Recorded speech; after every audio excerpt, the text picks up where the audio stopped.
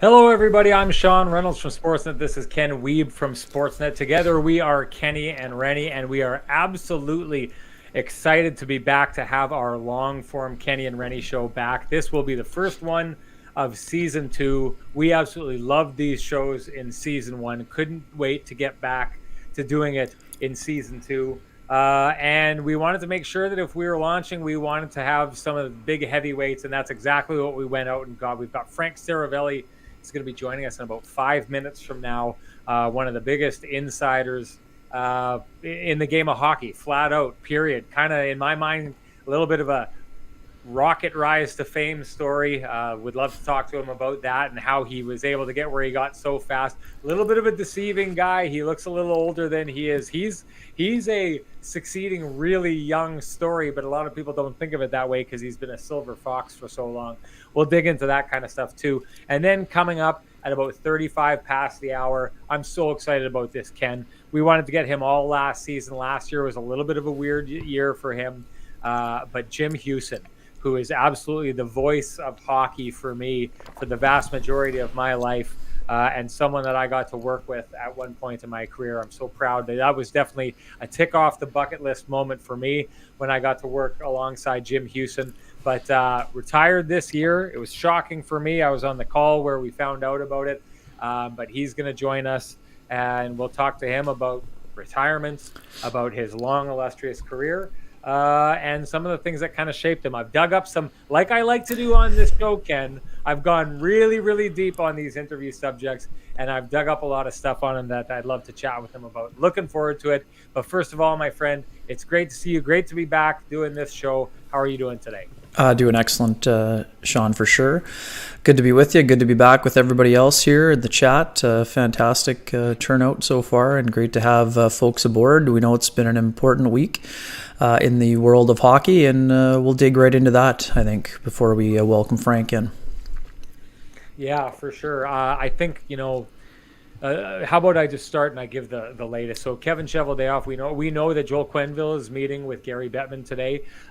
Basically, everyone involved in the Kyle Beach, we now know John Doe in the situation involving the assault by Brad Aldridge. John Doe is Kyle Beach, former first-round draft pick, hockey prospect who bravely came out and told his story yesterday, and boy, oh boy, that was powerful stuff. But everyone involved with the meeting that was held, who knew about that, a number of executives, everyone has been let go, right down to everyone in the Chicago Blackhawks organization. Remaining is Kevin Cheveldayoff, the general manager of the Winnipeg Jets, who was the assistant general manager at that time, and Joel Quenneville, who was the coach of the Chicago Blackhawks at that time, now the coach of the Florida Panthers. Quenneville met with Gary Bettman today. We'll see what comes out of that. Kevin Cheveldayoff is slated to meet with Gary Bettman on Monday. The understanding that I have from the team is that don't expect a quick response from Kevin Cheveldayoff after that. It will still be some time before we hear from Kevin Cheveldayoff after that meeting occurs. But Ken, I just wanted to get your thoughts on that Kyle Beach interview. Phenomenal job by Rick Westhead, who's done amazing, important work on this and just handled that interview absolutely phenomenally. What were your takeaways from that interview? Yeah, it's heartbreaking, Sean, that someone had to go through that in the sport that we love. Incredible bravery, as you mentioned, by Kyle Beach. I'm so incredibly proud of the way that he conducted himself, the rawness and the emotion that he was able to share and convey. I hope that he gets the support and help that he deserves. That is first and foremost in this equation. It took incredible amount of strength to come forward and share what he did with Rick yesterday. Katie Strang has also done an incredible job with The Athletic. There's no doubt about that.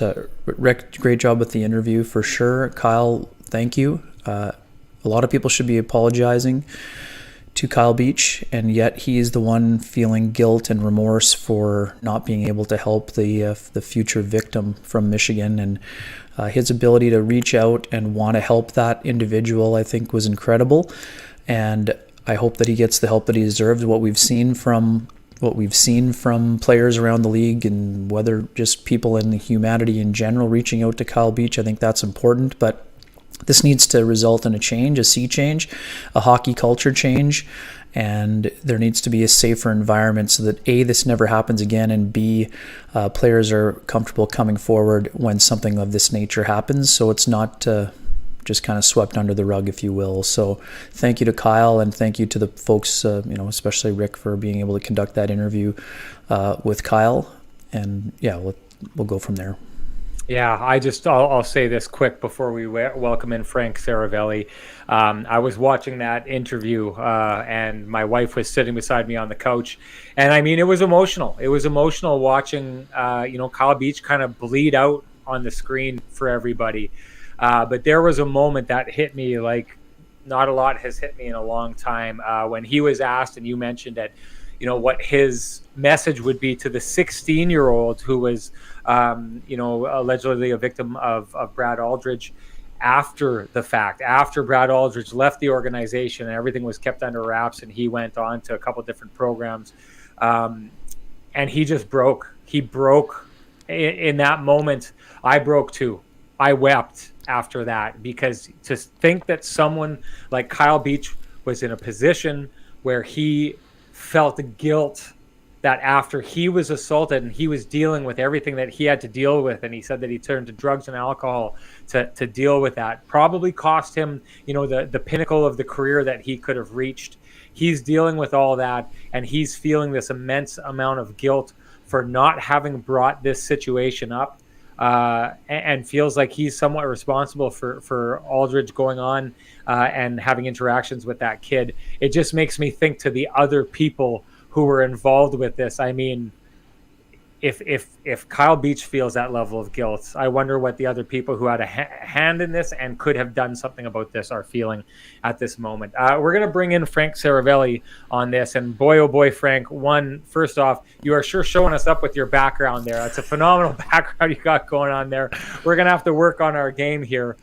Frank, the purpose of this show is to dig into you, Frank Seravalli. But given the news today and given your stature within the hockey industry, we wouldn't be doing a service to our audience if we didn't at least touch on this before we get going. I think that's all we should talk about, to be honest. I don't think talking about anything else feels right at the moment. Yeah, well, we'll find a way to handle this so that we're giving it proper justice. But I want to I'm just going to give you an open forum right now for you to kind of take this situation, what where you think this is going, and your thoughts on this. Well, we're still trying to figure out, guys, exactly where this is heading, because I think in a lot of ways, whatever dominoes are about to fall or could fall are just beginning to topple over.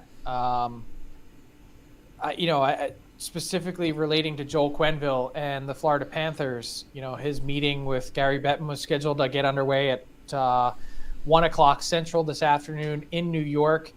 And it's, I'm fascinated to see what comes of that, because the optics alone were horrific for the National Hockey League on Wednesday night, having him stand behind the bench and coach that game.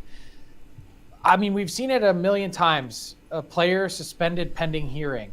Even if you think that Joel Quenneville is in the clear, even if you are Gary Bettman and you've done your homework, which he always does, and have done your research, you've done everyone a disservice allowing him to coach before that conversation has been had with you directly. And it's not just to the victim in Kyle Beach, it's also to everyone else that's been through something similar, to think that someone could be skating here and allowed to continue to work in the meantime, that he's afforded. The NHL sent out a memo to teams and general managers, front offices yesterday that said it's a privilege to wear the NHL shield, and it is. And so why was that privilege afforded to Joel Quenneville last night? And that's just one part of it, one example of I think a lot of questions to come, a lot centered on Don Fehr and the NHLPA and the executive director being under fire now. And it's, to be really clear in terms of how I would summarize that situation that's ongoing, it's important to keep the timelines clear, that Don Fehr wasn't officially approved or voted in as executive director until December 2010. This is, 6 to 7 months after the incident occurred. But what's alarming and what's troubling is the fact that there was a follow-up email that was sent, in addition to hearing about it early, that he then didn't follow up on, that apparently indicated, hey, Brad Aldrich is active in USA Hockey. He's coaching and is around kids. This is probably something that you should follow up on. And the fact that nothing was done, and all we've heard from Don Fear to this point is, I don't really have any recollection of that. There may or may not have been an email. Well, part of it was produced. Not to ramble on too long, that's unacceptable. These things all need to be addressed. And I feel, it's not fair to lump everyone in, because each case stands on its own 2 feet and has its own merit. But there's a lot to parse through here, and I think we're only kind of just getting started. We'll get to Kevin Cheveldayoff in a minute, Frank, but what was your biggest takeaway from Kyle's, incredibly courageous comments yesterday? Yeah, I mean, there were a lot of things, and you guys touched on it. The fact that Kyle Beach is the only one that I've heard a genuine I'm sorry from, which is my brain explodes in so many different ways, thinking about how teams and businesses in this situation ended up prioritizing winning and the bottom line over health and well-being, safety, and basically being decent human beings. And we see that all the time, I guess. It's that part I'd bet that we're all kind of numb to in the way the general world works and our society at the moment. But to hear a sports team and something as trivial as a hockey game and a championship being prioritized above one of the players on your own team, I have no words for it. I have no words for the Chicago Blackhawks and their lack of contrition,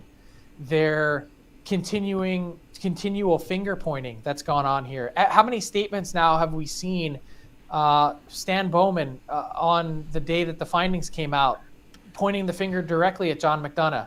Again, in the Blackhawks statement last night, saying then executives, as if they're scot-free and they can pass the buck here to someone else. I missed the part in the statement yesterday, and one of the things that caught my attention too was Kyle Beach saying, they made me out to feel like I was a liar, that, the claims that I had, they addressed very specifically in statements this offseason in June, July, saying they were, quote, meritless.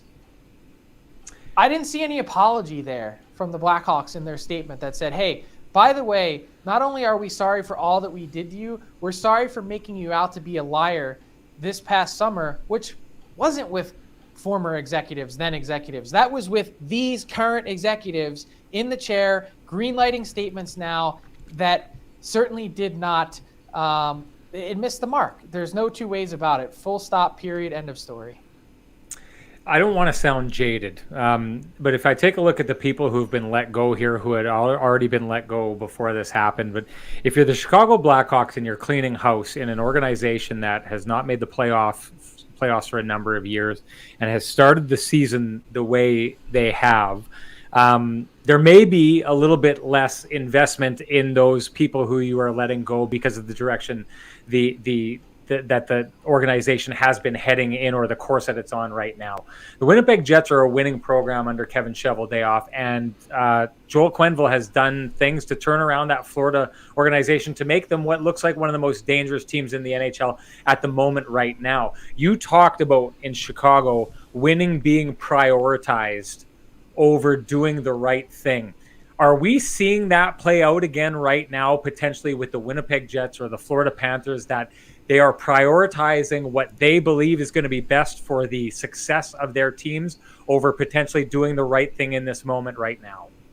I don't want to come off as Pollyannish here when I say it, but I want to separate these two things, because I think what Kevin Cheveldayoff and the Winnipeg Jets are dealing with is on an entirely different scale and level than what the Florida Panthers and Joel Quenneville are dealing with. One, we have in the report that Joel Quenneville basically stated in that meeting on May 23rd, 2010 with other Blackhawks front office executives, was that there's this challenge of the playoffs, that we've now gotten to the Stanley Cup final. Let's keep the focus on the team, as if to say, now's not the right time to be dealing with something like this. He's on the record in the report, basically making that remark. Stan Bowman saying at one point that Joel Quenneville shook his head we don't have time for this distraction. I'm paraphrasing, of course, but that was the general gist from the 107-page document. Then we had Kyle Beach yesterday reiterate that he knew that Joel Quenneville knew almost immediately after the incident. He watched the person he told go into meetings with Joel Quenneville and close the door in the coach's office. And so there's this period of time between the incident that took place on May 9th or 10th and May 23rd, when they finally dealt with it in a front office meeting, that Joel Quenneville may or may not have known more information that we still don't know yet, that did not get covered off in the report. So that's different to me than what Kevin Cheveldayoff and the Jets are dealing with, which is, to my knowledge, Kevin Cheveldayoff being the most junior level staffer that was in that meeting. Now, when I want to be totally clear with everyone watching that when I say this, I am not absolving Kevin Cheveldayoff of what's taken place since then. At any point, any one of those people that was in that room or involved in that organization when they walked out of that room could have gone to the police, gone to the authorities, gone to HR on their own above and beyond what the organizational chain of command was. They had the ability to do it, and quite clearly they didn't. So that's the miss, and that's the failure, and that's what Kevin Cheveldayoff has to live with. But to put yourself in his shoes, he was the most junior level staffer there, to my knowledge. When you read the room, Jay Blanc, EVP Business, Stan Bowman, John McDonough, Joel Quenneville, in addition to Al McIsaac, Senior VP of Hockey Ops. You have Assistant GM Kevin Cheveldayoff. He's there. The reports seem to indicate to me, and again, need more detail, need more background, hope we get it at some point. But it seems like he didn't say a whole lot in that meeting, that he was essentially just there. And so, again, having knowledge of that, that's important, and that was on him to step up, and he didn't. But I guess when your boss, the president and CEO, 2 or 3 levels above you, walks out of the room and tells everyone, I'll handle it, well, that's where everyone thinks that they're covered off because he's the guy that's in the chain of command that's supposed to be dealing with it and has the ultimate authority. So to lay all those things out, I know it's long-winded and complicated. That's why I feel like these two guys are in totally different positions with different levels of scrutiny. And again, not to say that Kevin Cheveldayoff shouldn't face scrutiny, just to lay it all out there. And I think the statement, to my knowledge, that he gave publicly back in July was sort of, if not misrepresenting, at least playing hard and fast with the language, or fast and loose, I should say, with the language, to not be as clear as he probably should have been to spell all that out. But I also think behind the scenes, the same time, he was, to my knowledge, rather upfront and honest and candid with the very top of the Winnipeg Jets organization that, might provide him additional runway here. Yeah, our understanding is that Mark Chipman will accompany Kevin Cheveldayoff to that meeting in New York. Frank, I mean, what should we hear and what do we expect to hear from Kevin Cheveldayoff and maybe even Mark Chipman moving forward? Do they have an obligation to share it beyond what is shared with Gary Bettman? I think you can start with, I'm sorry. I don't think that's that difficult. And I think there's this, I don't know what the best way to explain it. It's like this CYA approach, cover your ass. Everyone's got this, hey, this is what my lawyers are telling me to do. Hey, this is what I should or shouldn't do. Hey, this is the best interest of our business operations. If you're Joel Quenneville, do you take yourself off the bench? I'm sure he's being told by someone legally, you make yourself look guilty if you do that. Don't do that. Have the NHL remove you and deal with the consequences after the fact. I think all that's disappointing. For once, someone put some of that aside and just on a human to human level, make an apology, explain that you were wrong and why you were wrong, and then try and make amends. I think that's all we can do when you're dealing with something that's 11 years later. Nothing's ever going to bring Kyle Beach back to the person that he was before that incident occurred. But to help in the healing process, I think, is what should be the obligation here. And yes, the Blackhawks are going to make a settlement, and Kyle Beach is probably never going to have to worry about money again, or at least not for a long time, and all that's great. But none of that money or pain, brings back any of that pain that he's been feeling and suffering that poured out in a big way on Wednesday. I think that's a really good point. Is, the way that we saw Kyle Beach, we saw his suffering. We got a window into just a little bit of what he's gone through in the last 10 to 11 years after this happened. And I think that's what you bring up, the idea of how this is being happened in these statements. It is problematic because, to your point, I felt the same way about Kevin Cheveldayoff's statement, and it's like word soup. It's they're throwing something together to obfuscate and be as unclear as they can possibly be in that statement. And I think what happens, and what Kyle Beach's interview lays bare, when you see the emotion and when you see what he's dealing with, is that it makes it look like what Kevin Cheveldayoff, or the people involved with this, the statements from Stan Bowman before this, the statement from Joel Quenneville, it makes it look like what they are trying to do is survive this situation, not address the real pain and suffering that a person like Kyle Beach went through in this. So what do you think of the actions from all of these people? And I guess we've seen where it's taken Stan Bowman.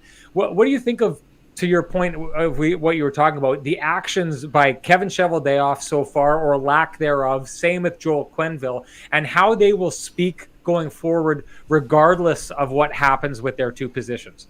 I just hope for clarity. Like, don't beat around the bush. Maybe that's just me because I'm from Philly and that's how I operate in general. But stop with the legal mumbo jumbo. Just step up and be accounted for.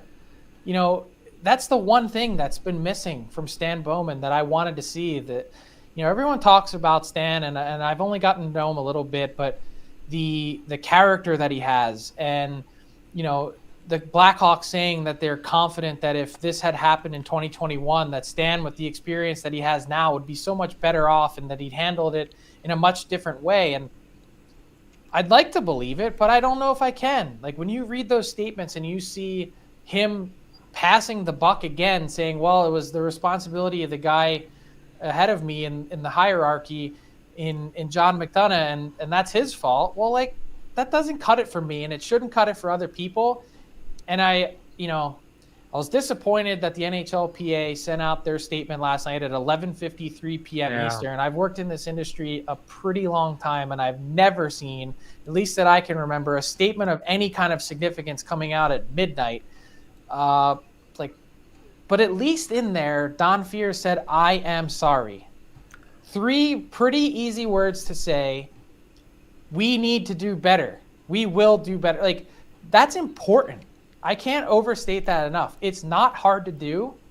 And now that these findings are kind of cut and dried and clear, even if it I'd say even if it opens you up to something else, just be accountable. And we've seen zero accountability from Joel Quenneville, zero accountability from Vinny Viola and the Florida Panthers. And like I said, I think it's on a way lesser scale, but to see a little bit more from the Jets would be nice too. Yeah, I mean, as I wrote in my column, I think that Kevin Cheveldayoff needs to put, like, Kyle Beach put the human face on this yesterday, and courageously so, but the words of the Jenner Block report are one thing and horrific in themselves, but Kyle put the human element on this. I think it's up to Kevin Cheveldayoff to put the human element on this as well, and like you said, not looking at a statement that's constructed by lawyers. He needs to share his genuine feelings and show some remorse publicly, I think, before this moves forward. Honestly, the statements actually also make it seem worse than it really may be, which is the Agreed. Worst part of all of that. Is if you just came out and said, here's what I knew when I knew it, maybe he's not facing the same criticism today had he addressed it head on back in June or July. But then I think at that point, you're also dealing with a situation that the Blackhawks were trying to contest even existed and or had merit. So it's a tough spot for a lot of people to be in. And I don't know. I just hope that we're all better for this coming out of it, that some actual legit change can come from it, and that Kyle Beach and the courage that he showed just helps people. That should be mandatory viewing, appointment viewing for any person that works in a front office, coaches, deals with any kind of youth sports, youth athletes of any level. I don't care. I coach 8-year-old boys hockey. Like, every person should be watching that. If not, for the responsibility that you face as someone in a position of power, but in addition, for the power that your words have when you're dealing with someone who's been through something like that. One of the other things that stood out was the skills coach, the mental skills coach, saying to him, "It's your fault. You shouldn't have been there anyway." Like, that is victim shaming of the worst kind. Let's not do that either. So like I said, appointment viewing for anyone that spends any time, not just around minors, but is in a position of power and has the ability to impact people. We should be lifting people up, not dragging people down. Frank, to your point about how we change this going forward, I mean, I think about how much it must hurt for Americans that Aldridge went into USA Hockey after this, and we know what that's about here in Winnipeg. Jeff Hamilton, a colleague of ours, wrote a phenomenal series of articles about what was happening with Graham James, which kind of started right here in Manitoba. Maybe not started, but along the way to where that situation got.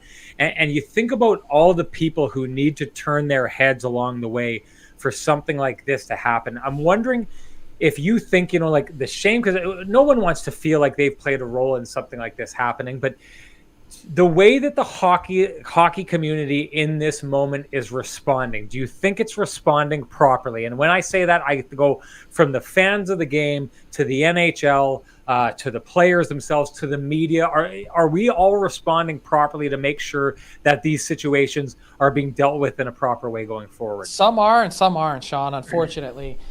The NHL, absolutely not handling this in the right way. They had a massive opportunity to make a statement, remove Joel Quenneville from the bench last night, even if for optics' sake, to say, hey, we're taking this incredibly seriously. The fact that they didn't get involved and do an independent investigation of their own and left it to the Blackhawks to do themselves way back when in May or June, yikes, big yikes. Some players still not getting it. Jonathan Taves, Winnipeg kid, everyone seems to love his character and his leadership. Where were you? You had a responsibility. Don't tell me that you didn't hear the jokes, the chatter, the innuendo, the rumors, everything that went on. And in addition to that, to then back Stan Bowman and Al McIsaac just because they've been good to you and say that they're not directly culpable. I'm not sure that he understands what the definition of directly culpable is. But where I have hope and where I think there's been some positive traction is that there were some good things that we heard from players. There were some players that initially immediately said, I feel for the victims. This is turning my stomach, etc. And I think the general fan base is ready for this next step that we all need to take. The responses I've seen on social media, it seems to be trending in the right way. And I think we've made a lot of strides since 2010, but I think this week is also a reminder of just how far we all have to go. I was going to say, Frank, we know you can't just wave a magic wand and make this all go away and create this great culture that people want and need going forward in terms of the humanity element.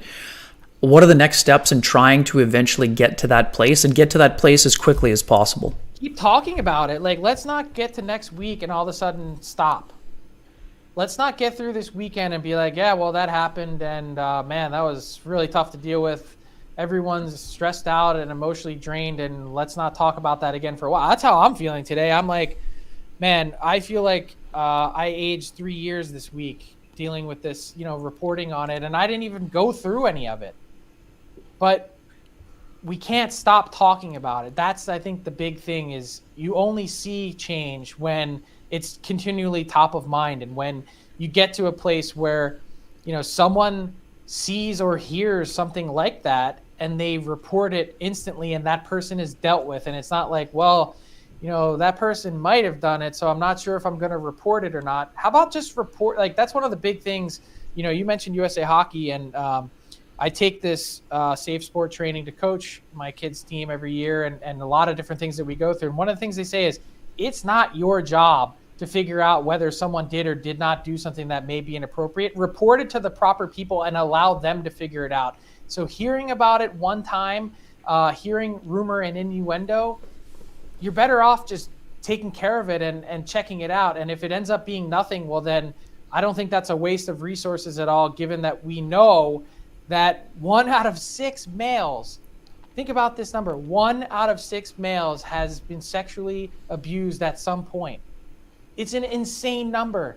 So keep talking about it, and let's see if this conversation helps eradicate and stop allowing this stuff to go on and lurking in the shadows. Frank, what's the likelihood that pressure from the outside, pressure from the NHL itself, pressure from other owners is going to take the decision of what happens with Kevin Cheveldayoff and what happens with Joel Quenneville out of the hands of the Jets and the Panthers?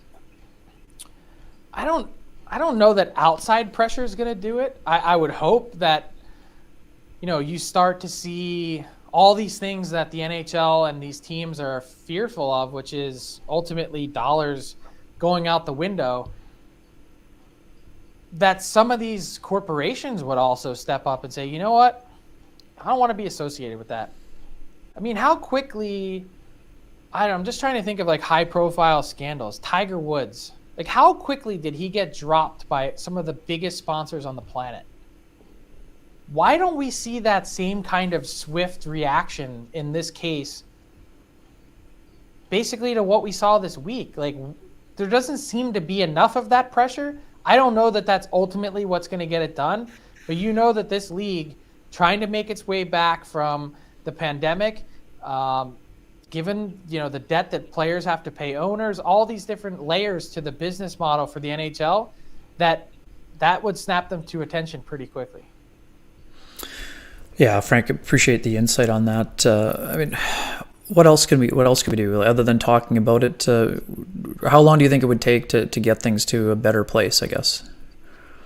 I don't have the answer for that. I don't know that I'm even qualified to answer it. I'm actually still like you guys learning. Like I'm trying to be better. I'm trying to cover this better. I'm trying to figure out more and get more knowledge and empathy and all those things that go with properly covering this just from a media standpoint, asking the proper questions, continuing to devote resources to these stories to be covered like Rick Westhead did, and to have that sort of, it's nice to have that luxury to have a reporter devoted to investigative work like a Rick or a Katie Strang from The Athletic. I'm running a small shop at Daily Faceoff, and I don't have those kind of resources to devote to that. So I kind of pick it up when I can and when news is appropriate. But maybe on my own end, just looking solely internally and doing some soul searching on my own end, that, I can be better on that front too. And, I think maybe if we all take a step back and try and do a little bit more in that sense, that it might add up to something. Frank, I'm one of those guys that when I see movies like Spotlight or All the President's Men, I feel this like immense amount of pride in my industry and journalism and the role it can play in society for doing the right thing. I feel that way about this situation here. And I wonder for you, you worked at TSN. I don't know how well you know Rick Westhead, former colleague of yours, but just what do you take away from the quality journalism done here in this situation to create the conversation that we're having in this moment? I think it just shows the value of it. I mean, journalism and media today, it's so easy to rag on, and it's, the media, it's like a 4-letter word. I know it's 5, but it might as well be 4 out of a lot of mouths based on the way people say it. And it's unfortunate because I think this is another example of why journalism is important. It's holding people to account. It's Rick Westhead gaining the trust of Kyle Beach to the point where you saw in the interview, I mean, how many times did Kyle Beach say, without you, I'm not sure that all of this happens? Yeah. It's asking hard questions. It's being in awkward spots. And and nobody's getting rich at it too, is kind of the funny thing. We take a lot of grief. And yeah, as sports journalists, we get to see and experience and travel and do a lot of cool things and all that stuff. But I don't ever really lose sight, personally, of like, I'm playing in the sandbox as a sports journalist and a hockey reporter. This is not where the real people put on their armor and go to work every day and dig in and ask these questions. So another reminder for me of just the importance and the vital importance to society, not just hockey and anything else, but at all walks of life. asking important questions along the way to hold people of power and wealth to account. Thanks again for being with us, Frank. I know you got a hockey practice to get to, and we're going to get into your personal story and talk more about Daily Faceoff again if you'll come back and join us later in this second season here. I'm just disappointed. Like, how come it took to season 2 to get me on? No, I'm just kidding. You know why. You know why. You know exactly why. Yeah. I got on the first episode, though, so I'm feeling good. Glad to be with you guys. It was really great to have you, Frank. Really appreciate your time. Thanks so much. And you know what? I want to say I'm really proud of what you said here today, and speaking as candidly as you did. It can be tough to be in the situation that we're in and speak about this when, you know, you got to go talk to those people face to face. But I think what you did here today follows along in line with what you're suggesting needs to be done. We need to talk about this. We need to get it up front. We can't be afraid of having these conversations, and we can't be afraid of standing for something. I thought you did that here phenomenally today, and I really appreciate that. We can't wait to have you back on. Yeah, thanks, Sean. You know what? At the end of the day, it's not about me asking questions of other people and the access I get. It's about being able to look myself in the mirror before I go to bed at night. And that's actually, you know, there's only one way to do this, and that's the right way. So I'm happy to do it. So I'll talk to you guys soon. Take care, Frank. Thank you. Frank. Thank you so much. Just some news, some last minute obligation came up for Jim Hughson. He's not going to be able to make it on the show. He's going to come back as soon as he can, whether that's next week or the week after. We'll figure out all those details. But I'm glad we were able to have this conversation with Frank, an important one. I'm glad it went in that direction. To be honest, Ken, when he started out and said, honestly, I don't think we should talk about anything else, I was so relieved when he said that, because, you know, turning away from something like this and going into something else at this stage seems like it's tantamount to distraction. And I'm glad he wanted to go in that direction. He was the right guy to have on the show today. What did you take away from what he had to say? Yeah, I mean, just some excellent insight from someone who's been around the business for quite some time, and someone we respect and fortunate enough to call a friend. Yeah, and I think that the one thing too that, I mean, we were joking with Frank, you know, the reason why he wasn't on our show last year was because he was working for the other network. But what I loved about yesterday was that didn't matter. I love the fact that Sportsnet was not afraid to run a Rick Westhead interview on the network because of how important and how valuable that could be. And Frank is right. That is a point in viewing. You know, you're going to need to be in a good mental place to watch it. If you have not watched it, if you're in our chat room, if you're watching this on the replay or live, do yourself a favor and tune in to that interview from Rick Westhead with Kyle Beach. It's absolutely exceptional, gut-wrenching, emotional, raw, all of those things. But it is so critical for you to witness this and view this. And I think it's very important for everyone. And I'm just like, I'm basically not begging you to do it, but I'm really encouraging you to do so, because we all need to, like what Frank was saying, we all need to learn to be better, and watching that is an important reminder of the importance of humanity. And then to follow up on that, Sean, I thought it was exceptional that Carolyn Cameron had Sheldon Kennedy on, and for Sheldon to be able to share his words, because otherwise, Sean, it's one thing to say, this was never supposed to happen again after Sheldon came forward. So here we are in the exact same place. You know, everyone can have the crusade and talk about it, but if action is not taken, then you are coming to a situation where Kyle Beach is going to have to come forward. Like this, when we say this can't happen again, it can't happen again. So let's make sure it doesn't happen again. Well, and I think one of the ways that you do that, and Ken, you and I have talked quite a bit behind the scenes about this, is the culture of silence has to be eliminated. We need to get to a place within hockey and society, period, where it's see something, say something. It can't be this situation where, I don't excuse the idea of there being a hierarchy in a room. And Stan Bowman had said it himself, I made the mistake of leaving the room and expecting my superior to take care of this situation.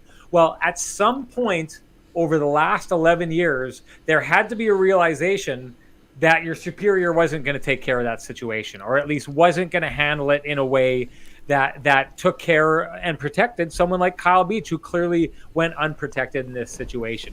We have to get to a place where the default after something like this happens is that if a room full of people find out about this, if 7 people are in that room, 7 people are getting up to go say something to the authorities and have this taken care of, not passing, and I don't want to say passing the buck, but not absolving themselves of responsibility in a situation like this. And I do think it's interesting, Frank's conversation about, how he sees this as being a little bit of a different situation between Kevin Cheveldayoff and Joel Quenneville. In Quenneville, making some strong statements about not wanting to upset the apple cart in that situation. But I do wonder, Ken, if Frank is right, and if it gets to a point where, what he's right about, the league or the Florida Panthers start looking and saying, this isn't something that can continue, we've got to take action here. Is Chevy being the lowest man on the totem pole in that room enough to absolve him of enough responsibility for him to stick around? I mean, is that in itself enough to say that he didn't have enough skin in the game to not be held responsible in this situation? Yeah, I mean, it's a fair question and a very good one. And, to be honest, that's right now that's up to Mark Chipman and the NHL to decide, basically. I'm not trying to, this is not a cop-out. I don't have a good answer for you, Sean. I need to know more information from Kevin Cheveldayoff before I can give an informed answer to that question. And like I said, I hope and do expect that we will hear some of those things. And if we don't, then the conversation becomes a little bit different, I think, is how I would best describe that. Yeah, I mean, so if you expect something to be handled and it's not handled, at what point, then what? You step up and handle it. Yeah. Right. One quick thing. And so Brad Aldrich is gone 3 weeks later. I mean, one has to suspect that Kevin Cheveldayoff thought that was handled, but again, we need more answers before that part of it comes in. But yeah, and we need more answers. That's the bottom line here. We need to hear more, and we need to see a little bit more accountability on a lot of fronts. I just want to address this. Troy Stevens says this, and I hope he's not, and I don't think he is, but I hope he's not taking it and that I'm saying that because Kevin Cheveldayoff, he says, Sean, if the assistant GM for the Jets sat on something like this against a player, would you absolve him? No, I would not. And I've said this in the past here, and I said it on the last Kenny and Renny, that I think that we need to get to a place where in that room, when that meeting happened and everyone who was involved in that meeting, every one of those people in that meeting who knew about the Brad Aldrich situation with Kyle Beach had an opportunity to be the change that we need, that we're talking about right now. They had an opportunity to be the change in hockey culture that said, this is not happening anymore. And of all the 7 people who had that opportunity in that room, from what we know and from what we've been told, that opportunity was never grasped by the people in that room. And I come back to this time and time again. The culture of silence is the reason this stuff exists. When people refuse to talk about it or refuse to let it out, and it sounds like it was talked about in the dressing room and in the organization, coaches, Kyle Beach let us in on a lot of the people that he believed knew about the situation. We know that players like Brent Sopel came out and said they believed that everyone in the room knew about it. So it's talked about, but it doesn't get out to a certain spot. And to the point that Frank was making about the importance of media in this and the importance of the work that Rick Westhead has done, I get that people look at the media and they don't want us poking around in their business. At the very heart of it, this is why the media needs to poke around in other people's business. Because especially in a situation like this, where the powerful are not taking care of someone who's in a position of less power. Because, a lot of people would say, leave the media out of it, we'll handle it here. This is an example of, at times, how things get handled when the media doesn't take this information to the public and allow the public to know about it and have the public have their say, which people have been doing a phenomenal job. I mean, it's one of the things that I take a look at with social media in this day and age, and the difference in this situation between the Graham James situation is people are voicing their opinion and making it quite clear how they feel about this situation. And it brings me to probably my last question here, Ken. If the Winnipeg Jets are going to make a decision, I think we've gone past the point that were they to keep Kevin Cheveldayoff, that there's not a large segment of the hockey world that is never going to look at the Winnipeg Jets and that franchise the same again if they decide to go forward with this. Do you see it the same way? I mean, that's a great question, and I think it's too early to tell. I think obviously the court of public opinion on Twitter has ruled quite swiftly, and many of those people would like a removal in that situation. And I'm fascinated to see what the next steps are and what actions are taken and what direction this turns. I don't have a good feel for the answer. Again, is what is the best thing that I can say, Sean. I'm not sure, but again, we need to hear more, and we need to have people step up in those positions of authority to better explain themselves before we can see what direction this is heading to next. Well, so I'm going to just take a couple questions here from people. Don Marr is saying, what protocols are in place for you guys if you ever hear anything in the future? I mean, this is what we do for a living. I've never sat on information like this in my life before. This is our job, is to take this kind of stuff. I like to think, again, I'm extremely proud of Rick Westhead and what he's done here. Again, he works for TSN. We work for Sportsnet. He's on the other side of the aisle when it comes to competition. I've got no bones about saying I am extremely proud about what he's done. This is what journalists should do. So forget protocols. This is the job. The job is to be taking information like this and making sure it gets out there. What's the old quote? Journalism is saying, I'm going to totally butcher this, but journalism is saying something that someone doesn't want said. Everything else is public relations. This is a perfect example of that. And I wanted to address this as well. Blue Thunder says Chevy wasn't powerful enough to do anything and he would have got canned. I mean, I think, Ken, in our conversations, this is something I think Blue Thunder is right about saying that he would have got canned. And I think that's the pressure. That's the pressure there, is the worry that maybe you never have a job in hockey again if you don't fall in line and follow, the culture of secrecy that's happening here. But that's still a choice. And I'll say this, and I think that we'll probably leave on this, Ken, unless you have something else to say. If staying quiet meant that Kevin Cheveldayoff was able to stay in the NHL and keep a job, staying quiet about something like this probably in the end can mean that he could lose that very same job over staying quiet. Ken, anything else that you want to say? No, I think we covered a lot. There's a lot of layers to this, and there's a lot still to be taken forward. Like people have been saying, including Frank, this seems kind of like the tip of the iceberg, and there will be kind of far-reaching ramifications. But the integral part is that ultimately this is taken to a better place. As I mentioned, you can't just take a magic wand and make this all go away. But we need to be taking the necessary steps and the actions so that this type of behavior can be avoided in the future. That it is not acceptable ever, and that people must feel comfortable being able to come forward, and that they will not be called a liar or turned away or anything of that nature. Ken, well handled in this situation. Really want to thank Frank Seravalli, who, boy oh boy, was he phenomenal here today.